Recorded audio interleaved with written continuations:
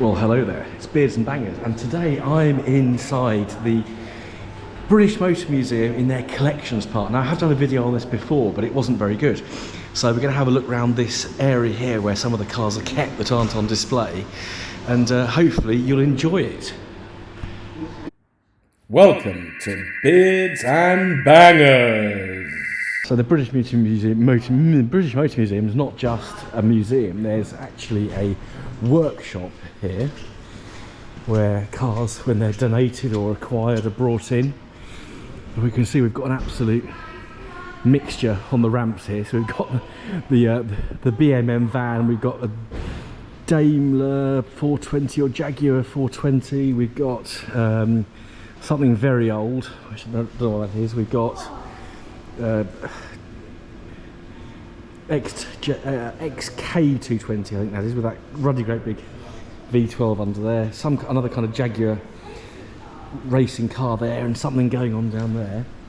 We've got this cutaway Mini, so people can come and see how a Mini's put together, and this is a really good little model for younger people to look at, because it just shows how clever the Mini design is, you know, utilising every single bit of space.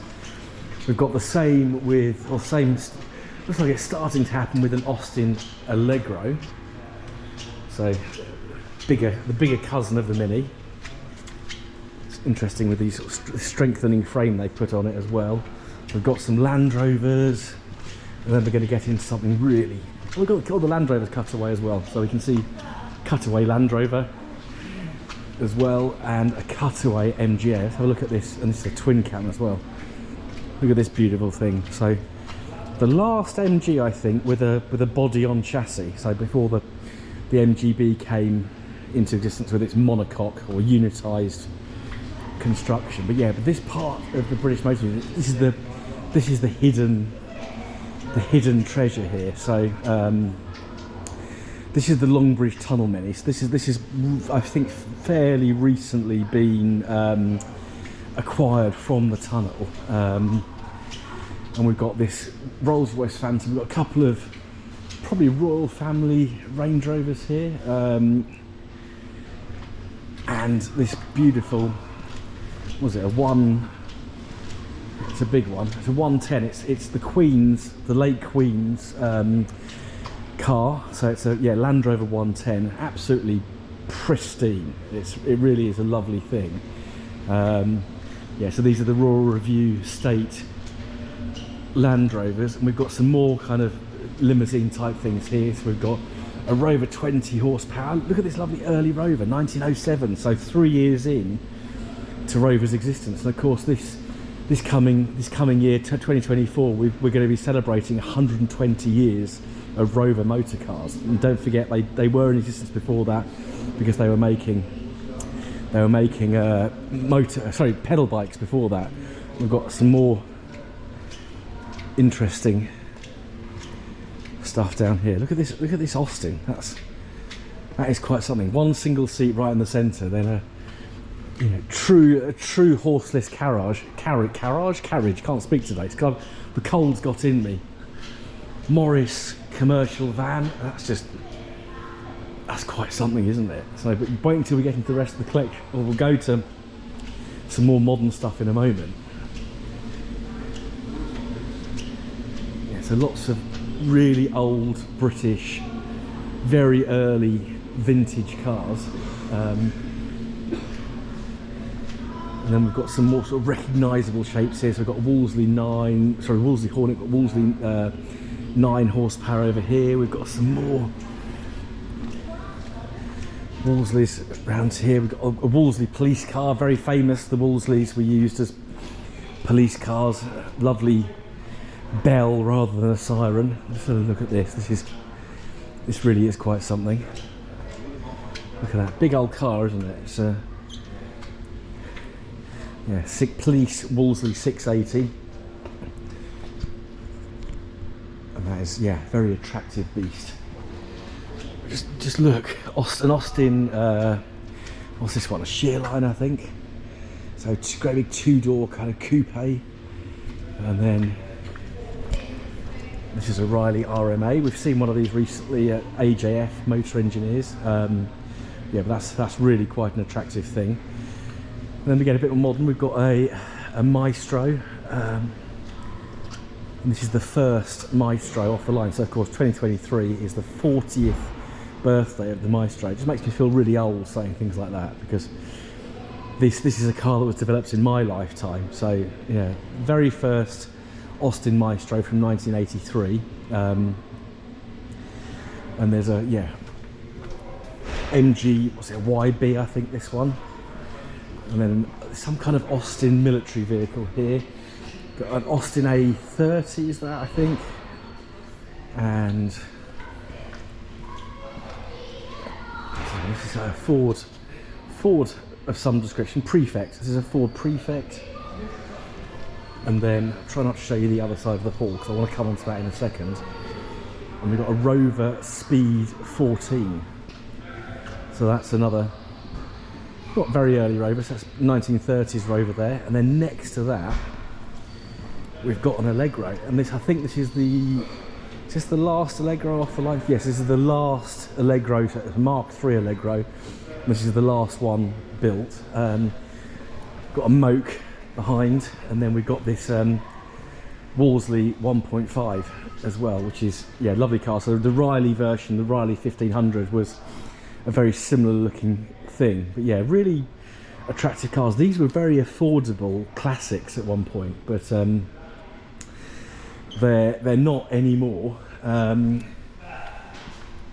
1000. Now is this a special one? I forget with this one. It's just a 1960 Tourer. And then we've got one of the early Road Rovers. So Rover, of course, were experimenting before the Range Rover came into existence. They had various Road Rover cars they were developing, and they were registered under the code name Velar. So Velar was a new company that was set up, and it was to throw, you know, nosy people in the competition off the scent. So this would have probably been registered as a Velar. And this is again a very early Road Rover. Yeah, quite interesting pattern on the paint there. So that's an interesting car. And then we've got the Land Rover forward control. Now, why is it called a forward control? It's because if we look, we've got the line of the axle, front axle here, the steering wheel, and the driver's directly above the axle, but the steering wheel and the windscreen is ahead of the front axle. So that's why it's called the forward control. And we've got some various minis or mini derivatives. So yeah, later Cooper S here, very nice in its white. That's immaculate. We've got a Riley Kestrel, so it was the mini with basically a boot on the back. So Riley and Wolseley made their variants of the minis a little bit different, rather than just purely badge engineering it. Replica Cooper Works van, and then this one back here is actually a fiberglass mini. So that's not going to rot like some of them. So we've got some of my favourite cars in this little lineup here. We've got one of my favourite Triumphs, the Vitesse. So Herald derived, but with the straight six engine that went into the GT6, the 2500. So yeah, really attractive cars. I just love the face on these with the quite menacing arrangement for the headlights. Yeah, they're a very pretty car, very nice. I would like to get hold of one of these at one point. They've got an Austin Cambridge, which is basically a Morris Oxford shape. So this is the style of car that was built by Hindustan until not that long ago, and used as taxis prolifically in India. Now we've got a really interesting car behind it. We've got a Vanden Plus Princess, Vanden Plus 4-litre R.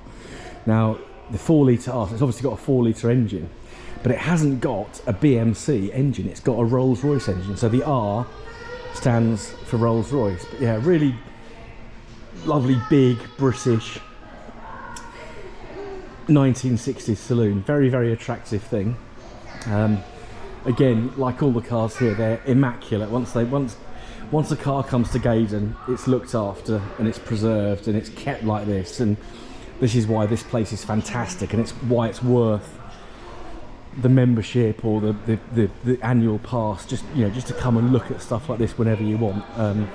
Really very nice indeed. Vauxhall, there's a big Vauxhall collection here, of course, because Vauxhall was the major British brand you know, for a long time. And this is a 1979 Viva, and then behind it we've got a Rover 3 litre, so it's the P5 3 litre, so it's got the Rover straight 6 engine. So before the Rover company got the Buick V8 from America and made it into their ubiquitous own engine, which of course, you know, the Rover V8 lasted for a long time. Land Rover armoured car, just look at that thing. This is why the Land Rover, the original Land Rover, is so great, because it could have so many different things done to it. So we've got a deluxe Marina here with this lovely beige plastic seat. That's fantastic. Nice colours there. I do like my Marinas and Itals. They are lovely cars. Now, this is an interesting car. This is basically a Austin or Wolseley wedge, but it's got a glass fibre rear end, so it looks a bit different at the front with that slightly different grille arrangement. But if we look at the back of it, we haven't got that sort of sloping rear that we've normally got. We've got what we call this 10/20 glass back, so it's the actual back of the car is almost entirely glass. Very interesting, attractive thing that is. So the BMC 1800, this is an Austin version. So the Land Crab was, because of its setup, was very, it lent itself to rallying. So it's a very stable car, you know, very robust. This is a Paddy Hopkirk rally version. It was competed in the London-Sydney marathon with the famous Paddy Hopkirk behind the wheel.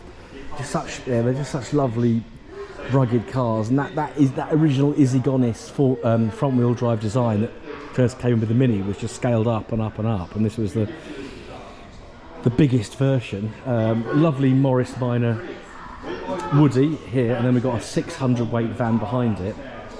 One of my favourite cars, we've got a Triumph GT6 Mark II, lovely straight 6 engine. We've got a Maxi rally car here. Nigel Clarkson, there's a relation. Prince Michael, so I'm guessing that's Prince Michael of Kent. Yeah, so we've got Maxi rally car, and then we've got, this looks like an MGA behind me, I think it is. No, it's a Big Healy. So it's a 3000 Mark III, so one of the last big Healys to be built. Absolutely gorgeous in its red with its wire wheels. And then we've got another Rover. We've got a P5B, so this is actually the Prime Minister's car. This is a 1972 version, so this would have driven certainly Edward Heath around, because he would have been in power when this car was built, and possibly Harold Wilson in the mid-70s. Yeah, this is of course different to the other one we've just seen, because this has got the 3.5 litre V8. So this is actually a Dolomite-based car, so it's a Michelotti Dolomite. So yeah, being Italianised, so yeah, it's quite sort of reminiscent to some of the Alphas and Fiats from the period. And then we've got another Morris, this is a Morris 1800 here. This is an S as well, so it's probably got slightly hotter cams and carburetors and that kind of thing. But yeah, really nice looking car. This one, I forget what it is, but it's some kind of mini-based car. Got a Dolomite Sprint, one of my favourite cars here. And then another one of my favourite cars. Actually, I love them all. They're all brilliant cars. We've got a Rover 2000, yeah, from 1965. So yeah, very clever design car. And then we've got some interesting metal behind it. Vanden Plas Princess. This is the 2200, so this one with the straight 6 engine prototype. Yeah, absolutely gorgeous colour this thing has got. And then we've got a couple of safety research vehicles. So we've got an Austin safety research vehicle here, and a Morris behind it. It's very. If we look at the back of that car, it's basically an Ital, I think. We've got this interesting chuffing great big bumper on the front, and then this sloping bonnet. So yeah, obviously safety was a big thing, and different manufacturers are finding different ways to kind of improve on safety. Yeah, particularly at that time. Another P5B here. And then this Triumph 1500 prototype, so an SD2. And the Rover behind was actually Her Majesty's Rover. And then this is interesting. This is a gearless Mini, so it's got no. If we peer inside it, there's no gear stick, so it's a gearless car. So interesting indeed. And then this is the last Abingdon MG. So this is the last MG built at Abingdon. So it's an MG BGT. It's in this lovely pewter colour. Obviously rubber bumper. Got these very distinctive wheels. But yeah, this is last MG made. I think still probably the Metro or the Maestro, but obviously they were built at Longbridge, so a little bit different. And we've got a couple of other last off the line cars. Triumph Stag, absolutely glorious thing. And a Triumph 2500 Estate as well. There's an MGB GT safety systems vehicle. Concept here, it's like a metro saloon. Then we've got this this kind of prototype of what would become the Maestro. It's a bit hard to get sort of right back and see the profile, but it's not a million miles away from looking like a Maestro. But yeah, this is one of the concepts that British Leyland sort of came up with to basically get them out of the poo, because by the time Michael Edwards was appointed by Margaret Thatcher to rescue British Leyland, they were in the mire. So yeah, this would become the Austin Maestro. So this is the last off the line Maxi. So 1981, obviously the Maestro would come and replace this. This is a Honda Prelude, so it's very similar in appearance to the Triumph Acclaim. Of course, the Triumph Acclaim was based on the Ballard, but yeah, this is the Prelude, so it's the two-door version. This is last off the line TR7. We've got this experimental kind of mini four-wheel drive thing here. I think this is possibly the last off the line SD1, and this is an experimental aluminium bodied Metro, MG Metro no less. And you can tell it's aluminium because it's got lots of dents in it, because of course aluminium dents a lot easier than steel.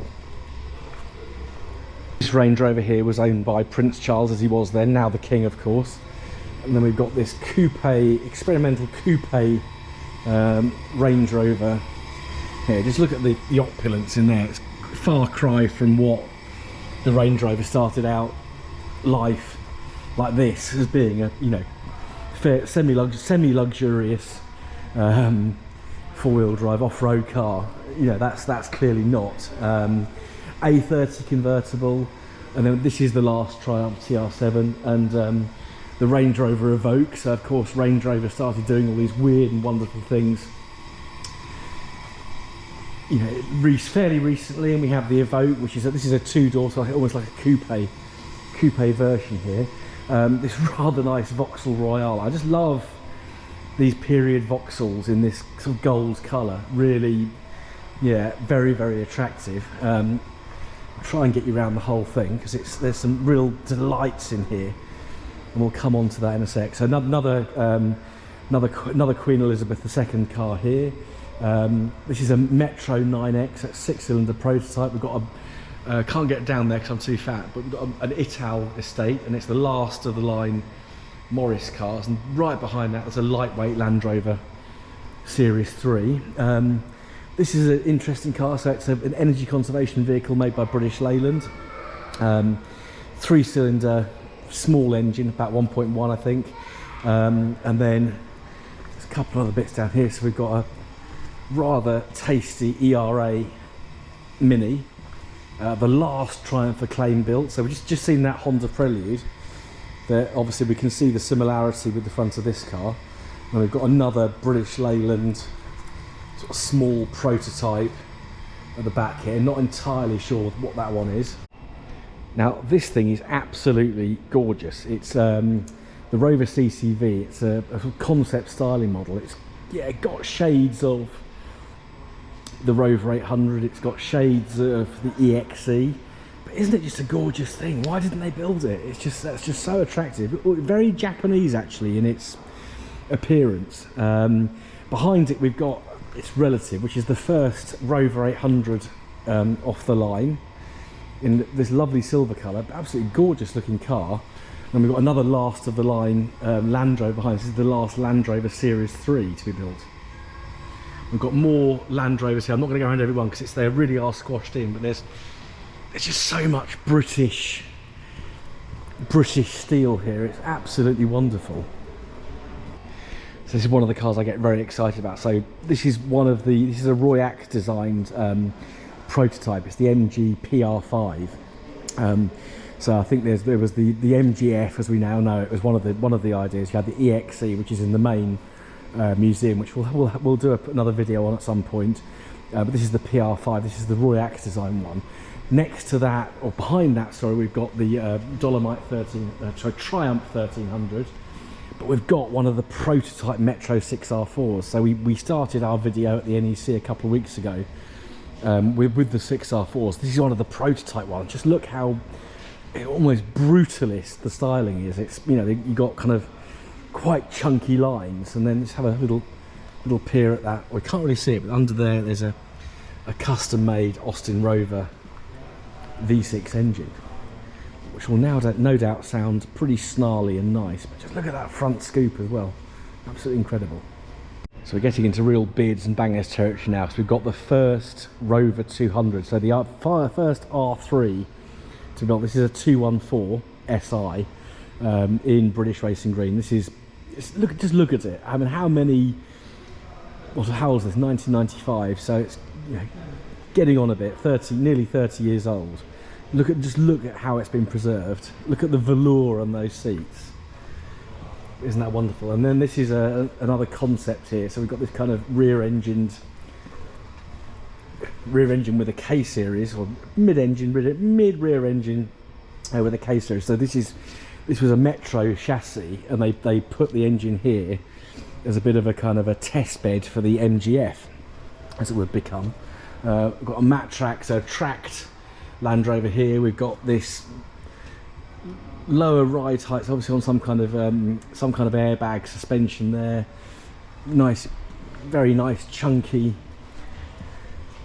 Defender there, looking very nice. And I think this Montego here is the last off the line. Now this one has been signed by all the workers at Longbridge, so look at that, the last Montego, probably the least rusty Montego in Britain.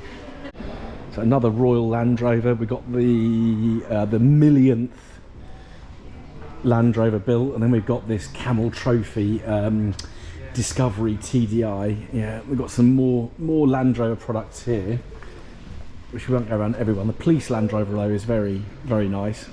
And we've got a Lotus Elise. So it's 97 one. This one's got a K series engine. Yeah, so it's in 118 brake horsepower. 118 brake horsepower, and a little thing like this is not a lot. I'm pretty sure there's the first Freelander down here. Here it is. So it's the first Freelander built. So I really like the very early Freelanders. I think they're really, you know, gorgeous looking cars. Very, very simple. This one had been signed, but it looks like the signatures are all worn off. Freelander 2 there next to it, so we can see almost see the difference between the two. Yeah, and that's a K series. That Freelander, the original Freelander, is a K series powered one. This is the last Rover 100 or Metro shaped car built. Again, this has been signed. Signature there, P. Stevens. I wonder if that is the P. Stevens, the famous one. And then we've got some more Range Rover, Land Rover products here, which we shan't go round every single one of. What I will focus in on is the last Rover, the last proper Rover car, the last Rover 75 built. So yeah, really, really attractive thing. So it's a Connoisseur CDT, so it's the lowest powered engine, probably the most sluggish of all the Rover 75s. But just look inside it. We won't open the door because I think we're not supposed to, but yeah, look at that glorious thing. Yeah, so very sad. A 2005 75, the last one built. And then we've got more Range Rover stuff. We've got a last, I think it's probably the last Freelander 2 at the back here, is it? Yeah, so we've got, yeah, this is a TD4 Freelander Sportback with this lovely 3-door arrangement. That's, yeah, nice looking thing. Yeah, got some more Range Rover-y stuff here, and that pretty much is it. But I just love coming in this place because it's got such a variety of British, mainly British. I think there's a couple of Japanese cars here, like this Civic and the Prelude we saw earlier. So yeah, we've got some minis there. So we've got an early Mini. We've got this Austin A40 chassis that's been debodied, so that's really interesting to have a look at. You see the little A-series engine there, gearbox, prop shaft and the differential. So yeah, if you've got kids, well worth bringing them to this because they can see how an old-fashioned car is put together. Reliant similar to SS1, and then a Minky. I thought it was an ERA when I first saw it, but yeah, very nice indeed. And that's it. This is the collections. Turn you around. The collection centre for the British Motor Museum. I don't know what's happening with the prototypes that Tom of Tom Drives was busy finding, but we'll try and find out some more about those at some point and bring you some footage of those. Once again, thank you for watching. Don't forget to hit like, subscribe, share, do all that stuff, and I'll see you again very soon on the next episode of Beards and Bangers. Goodbye. Oops. Goodbye.